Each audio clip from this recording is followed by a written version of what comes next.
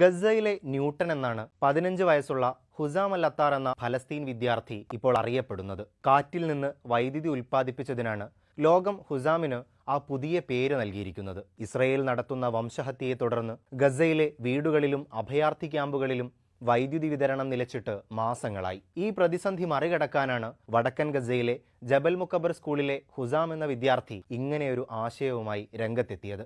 ഡൈനാമോയും ബ്ലേഡ്സും ഉപയോഗിച്ച് കാറ്റിലൂടെ വൈദ്യുതി ഉൽപ്പാദിപ്പിക്കുന്നതായിരുന്നു കൊച്ചു ബാലന്റെ തന്ത്രം.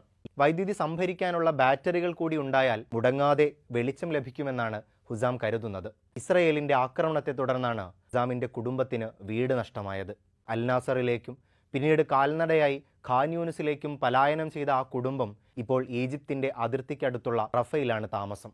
നോക്കൂ, അതിജീവിക്കാനുള്ള കൊച്ചു സ്വപ്നങ്ങളെപ്പോലും താലോലിച്ച് കഴിയുന്ന ഫലസ്തീനിലെ കുഞ്ഞുമക്കളെ നമുക്ക് എങ്ങനെയാണ് മറക്കാനാവുക?